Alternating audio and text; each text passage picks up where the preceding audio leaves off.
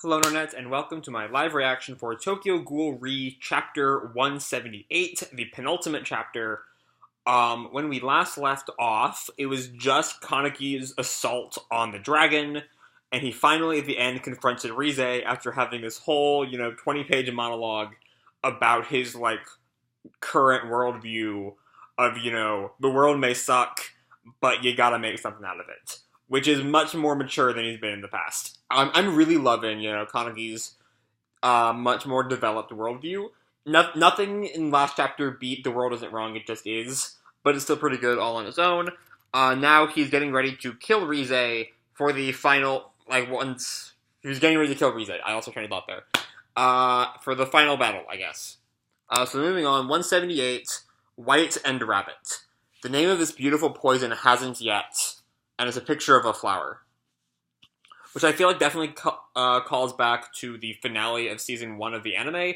I forget if the manga used the imagery that the anime did of Kaneki and Rize in the bed of white flowers that slowly turn red. This definitely feels like some of that. So he's in the night sky, or he's under the night sky with Rize, a final, and Kaneki is kneeling on the dragon, staring at Rize. I think her eyes were open last chapter, weren't they? But they're closed now. Maybe he's already killed her.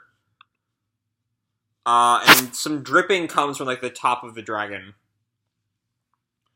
He looks up at it, and he gets up, and he walks away. Wait, did he kill Rize already? Did that already happen? I assumed that was what this chapter was going to be. Was the single white line at the end of last chapter him killing Rize? If so, I totally misinterpreted that.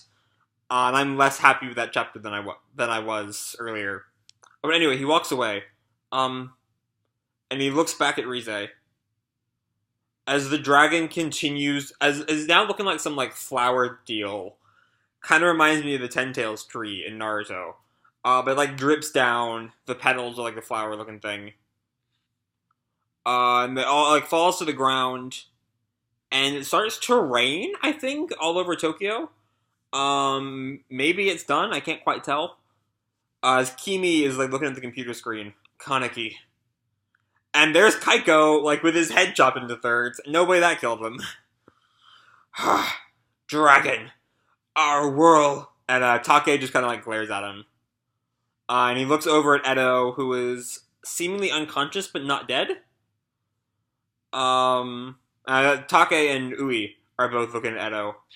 And Yomo is holding the zombie coma. It's a pain, isn't it, Yomo? And Yomo just tells him, look, rest, coma. And we cut to Nishiki and Tsukiyama, who have suddenly, I just realized over the past week, kind of become my favorite, group of people. Their weird friendship is kind of my favorite thing. Anyway, so one of them just says, shit. Attention, all personnel. Less than 10% of the enemy remains.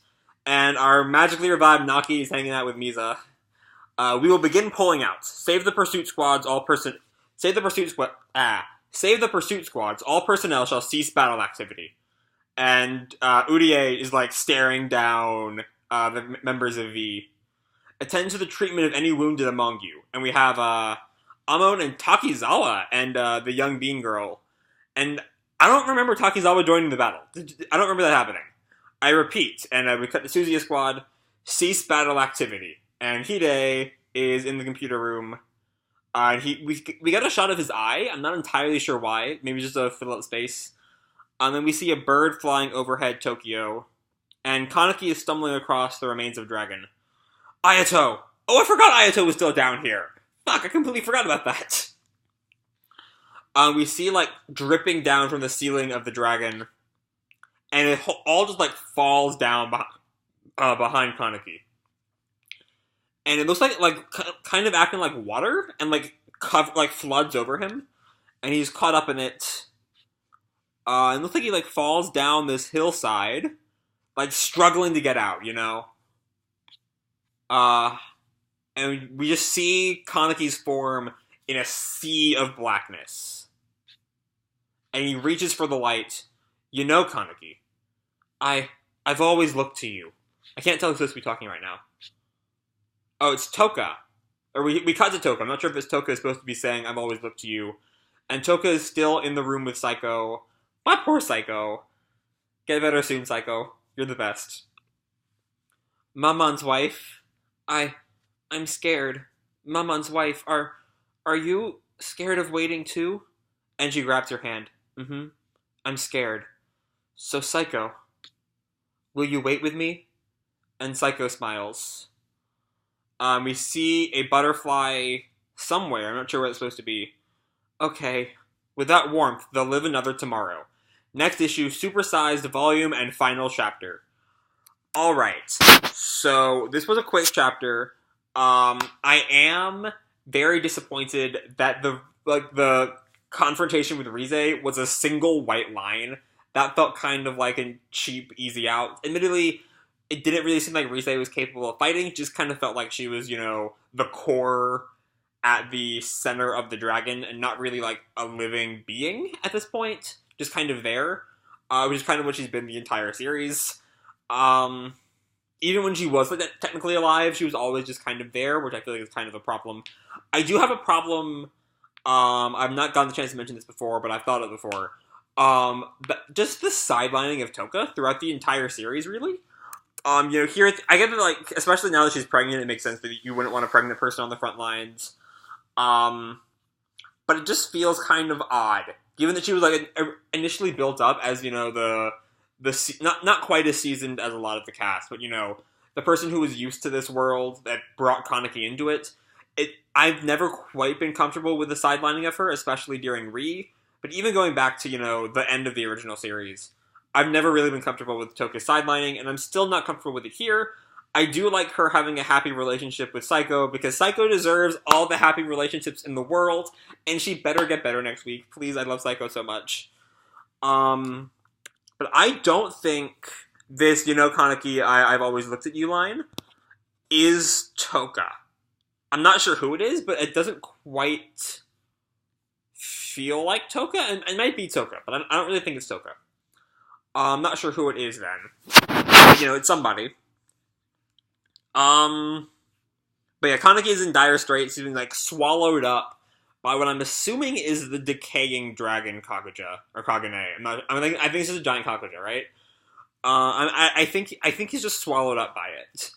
But I don't know how he's gonna get out of it. In the 1 week we have left. Luckily, it is a large chapter. Next week, we're not supposed to be wrapping this up in 20 pages, but that does not change the fact that I can't imagine V being V. If this is the end of V's just kind of been a letdown. V was hyped up as the group that destroyed Yoshimura's life back decades before the original series. They've been behind everything. They were backing the Washus. They were backing a whole lot of things, and we never really found out what they wanted, other than to keep order. I think. I'm not entirely sure why they like the current system of war between humans and ghouls. Even if they were just war profiteers, I'd be fine with that. I just like to know what they were doing. They're just kind of keeping order for no adequately explained reason, and I would really like to know their reason.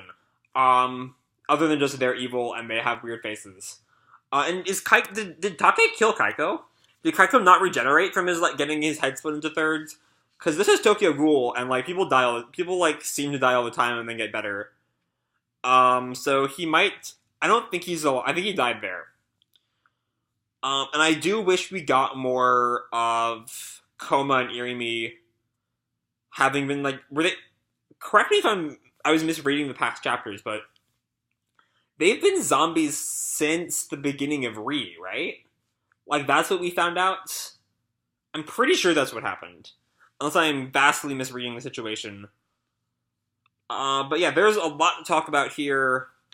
I'm not entirely sure how Naki survived, but I'm happy Naki survived, because I was really not... His death felt kind of weak back when it happened. He tired himself out and died. It just seemed kind of dumb for a character like Naki, who never really got tired. It never really felt appropriate to who Naki is as a character.